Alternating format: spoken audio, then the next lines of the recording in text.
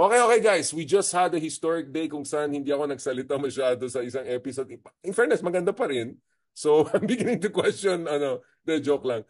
Going back to this guys, so in the previous episode, pinag-usapan natin Leni Robredo running as a mayor and we look at the pros and cons and I really appreciate interventions by Attorney Mark and El Professor Ronald dito sa ano yung mga fault lines, ano yung mga challenges. But let me throw this in. From what I'm hearing, and Ronald and Mark, correct me, yung sinasabi natin na a potential tandem between Riza Ontiveros and Tulfo could not be crazy after all. That tandem actually could make sense, especially after what's happening with the Dutertes, which we'll discuss in a separate episode. But at the same time, Leni running as a mayor and most likely doing very well as the mayor of Naga will also, I don't know, is it possible for both Riza and Leni to rise in the next 3 to 4 years to set them up for 2028? Maybe Riza as VP and Leni as president. Do you get what I'm saying? Like, advance ako mag-isip, pero these are things that I'm seeing coming. After all, marami tayong inisip na nangyari na ngayon, di ba? Including Sara getting out of the cabinet, which we'll discuss in the next episode. I want to ask first, Mark, about this. Can you see, for the lack of better term, a kind of a symbiotic rise of both Riza and Leni in the coming years as things stand, kung saan each of them, they will shine in their own ways and bahala na kung gusto tumakbong presidente sa your VP. Or there could potentially be overshadowing situation considering Leni is really a national brand. Si Riza, she's still building it pa nga eh. For all the great things Riza is doing, hindi pa rin siya Leni level eh. So what, again, I'm sorry to folks from Kakamping, baka sasabihin na, ito naman si Richard, nag-echosera, etc. But I'm just being realistic here because nakita ko yung tendency sa Pilipinas na isa lang sinasanto parati, when in fact, what we need is a movement of great leaders. So ako personally, I want all of them to shine sabay-sabay. But I just want to look at, the reality of our politics. Mark, ikaw muna, do you feel good about both Leni and Riza potentially rising? I mean, feel good not personally per se, but in terms of analytically. That's a good problem to have, di ba? Parang mas maganda na yung marami kang choices na pwedeng tumakbo, pwedeng magpresidente, pwedeng mag-vice president, kesa yung malapit na yung 2028, no choice ka. Si Leni lang ang merong tsansa. Mas sa akin, that's a good problem to have. Kung meron ka ng Leni as an option, meron ka pang Riza as an option, who knows kung merong makalusot dun sa tatlong senador ngayon, kung si Senator Bam, kung sila Senator Chel o Senator Kiko, kung merong makalusot dyan, or who knows, baka ibang member na, baka makalusot si Mayor Trillanes, or maganda ng maraming options na pwede kang pagpilian na tataas yung profile. Kesa yung pag malapit na, wala kang choice. It's either so that's a good problem to have. And ako, I really like yung nangyayaring branding ngayon kay Senator Riza. Yung kay Kibuloy, yung kay Mayor Alice Go, talagang talagang in terms of social media presence, talagang yung kay Alice Go tumatak talaga sa tao eh. Kasi ang galing nung pag-handle niya doon sa buong ngayon, 'di ba, ang news kanina is kinasuhan na itong si Mayor Alice Go. So merong pinuntahan, merong resulta yung ginagawang hearing sa Senado at hindi ginagawa lang para gumawa lang ng ingay. So tapos ngayon, I could see she's reaching out to influencers, may mga kasama siyang ganun. Meron yung sa Quezon City, di ba, yung Pride Parade. Si Senator Riza is also a strong ally of the LGBT community and yung soging na nilalaban. So she is crafting branding that's uniquely her own. Siguro ang kailangan na lang talaga niya is more pro-Riza vloggers. Siguro yun. Baka doon na to make pro-Riza diehards. Kasi hindi din madali magtayo ng mga diehards.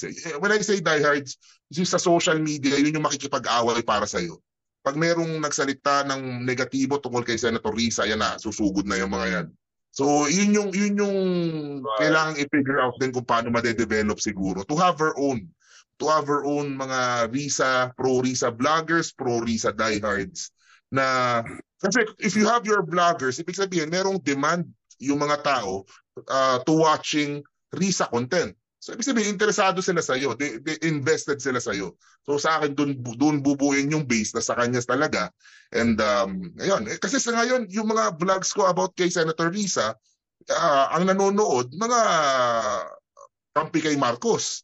So, ibig sabihin, meron na din coming from that camp na natutuwa kay Senator Risa. So, maganda yung takbo niya. She is growing her base and she is creating a niche for herself. Talagang magaling na talaga to si Attorney Mark. I mean, I'm all ears. I'm really enjoying this. El Professor Ronaldo, ¿qué pasa? So what is your read on this? Do you think it's going to be symbiotic or there could be some mutual exclusivity? Again, ayoko maging hechosera. I'm just trying to be realistic here. Ang worry ko lang dito baka ma-overshadow na naman si Risa just before mag-consolidate pa siya ng national base niya. Kasi tama rin si Mark eh. Riza doesn't have that kind of diehard support that Lenny has. Diba? Grabe yung support kay Lenny eh. Lenny is really an institution. She's a brand, diba? And feeling ko si Riza needs a little bit more time to consolidate that. Or baka I'm just making too much drama here. Both of them can rise and it's a first world problem. Parang pumili ka ng daming options na maganda, diba? Come 2028. Where are you, Ronald, in the spectrum of potential skepticism, anxiety to optimism and forward-looking? Well, kung titignan mo naman si Lenny, nagsimula siya as a congresswoman eh. Diba? Congresswoman, tapos reluctant siya as a vice presidential candidate. At nung siya ay nanalo, very close yung labanan eh. Very close yung labanan. Nagalit nga si Bongbong, sabi niya natulog lang siya. Kinabukasan, bago siya natulog, panalo na siya. Kinabukasan, talo na siya. So it was a tight race. So ibig sabihin, hindi naman talaga unstoppable si Lenny nung nagsimula siya. No? Isa lang siyang congressman at hindi naman talaga siya nagmarka as a congresswoman. Diba hindi siya nagmarka? Nagmarka talaga siya as a vice president nung siya ay dinudurog ni Digong. So siya yung naging alternative pole kay Digong, which was very popular then. Diba? Dinemonize siya at nung siya ay tumakbo for president, ay reluctant pa rin siya katulad nung tumakbo siya as vice. Yung reluctance na yon ay merong sariling attraction. Of course, in the balance sheet, kung nakapaghanda siya ng at least 6 months earlier or a year earlier, baka iba yung resulta. Dahil yung momentum na nakreate niya nung siya ay nag-file ng candidacy, nung siya ay nagdesisyon na tumakbo during the filing, ay phenomenal. Diba? Mababa siya. She was 2-3%. Tapos naging number 2 siya. Nilampasan niya lahat. Si Isko nga ang mataas nun eh. Isko was 19% during the filing of candidacy. Bongbong was 20. Diba? Si Sara was 27. Pero mababa si Lenny ha. Kaya hindi siya, wala pa yung Lenny brand when she started. Siguro kung naghanda siya earlier, baka iba yung resulta. Kaya ang sinasabi ko lang, si Risa ganun din eh. No? She's just beginning to create her brand. Yung brand ni Lenny na-create nung siya ay inatake ni Digong. At yung brand na yan ay medyo mahina dahil very popular si Digong eh. And yet after Digong ay nakakreate siya ng momentum. Kahit siya ay natalo. It was a glorious defeat. Kumbaga yung victory ng unity team is a Pyrrhic victory. Dahil pagkapanalo, nawasa ka agad eh. Yung glorious defeat naman, yung glorious defeat naman could have been harnessed. Yun yung naging weakness, hindi na harness. Yung glorious defeat na yan. Yung momentum na yan na pink wave. Medyo nawala na yung wave. Sana ma-reharness uli yan. No? Ngayon, si Risa, sabi nga ni Mark, medyo maganda yung performance niya. Bakit? Dahil yung kinuha niyang issue reflects what is wrong with our political system, what is wrong with our political culture. No? Parang naging iconic si Kibuloy. Ito yung pre-modern na what we can do without. Si Alice Guo, ito yung modern, no? Or postmodern that we can do without. So yung mga kinalaban niya, so yung mga kinalaban niya created, no? Paano Pogo kasi postmodern yan eh. No? So yung mga kinalaman niya created the icons which is defining her now. No? Kumbaga si Leni was defined by Duterte, ito ngayon si Risa is being defined by the causes she is taking.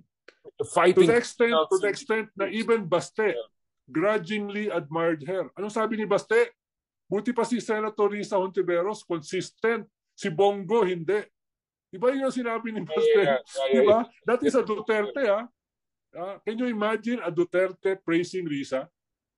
Can you imagine that? So something is going on here. But Ronald, maybe we'll discuss that in next episode.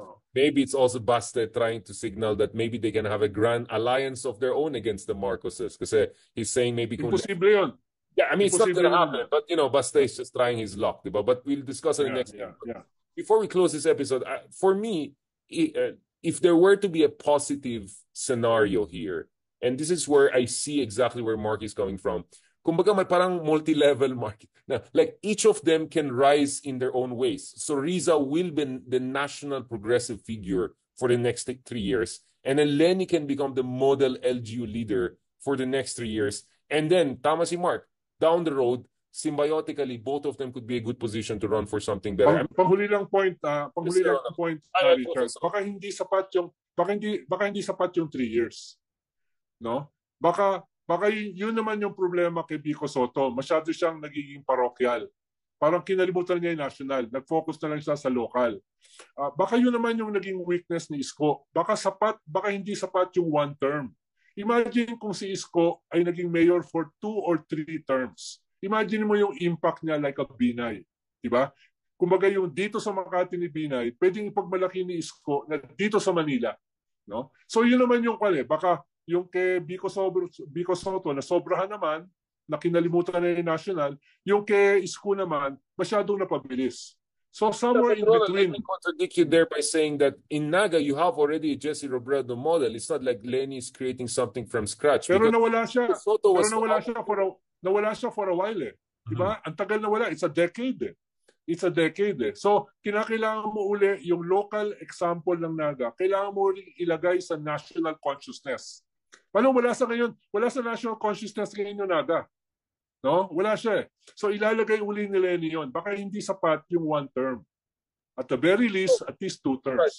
So in that sense, another positive or symbiotic scenario will be Leni will still run for mayor in 2028, and then Risa will be the national figure, right? So in that sense, that's what I'm saying. Exactly. So in that sense, that's also a very good scenario that Leni will say, no, I'm here for Naga. I want to show how we can do in LGU level. I'm not here to compete with Risa or anyone. We already ran for the president. Ayoko na yan. I want to stick to local and serve my people and be an inspiration at the LGU level. So that's another scenario whereby Leni will no longer run for the higher office and Risa will be the one na pambato ng opposition. Thank you very much, gentlemen, for that. I think this sets the tone for our next conversation. Let's talk about the third important lady in our politics. Diba? Ang ganda ng Pilipinas. Diba? Talaga mga of all strong women. Ito medyo matapang pero medyo bait-bait nung isang araw nung nag-resign siya. Pag-usapan natin, Teacher Rubilin for DepEd? Okay.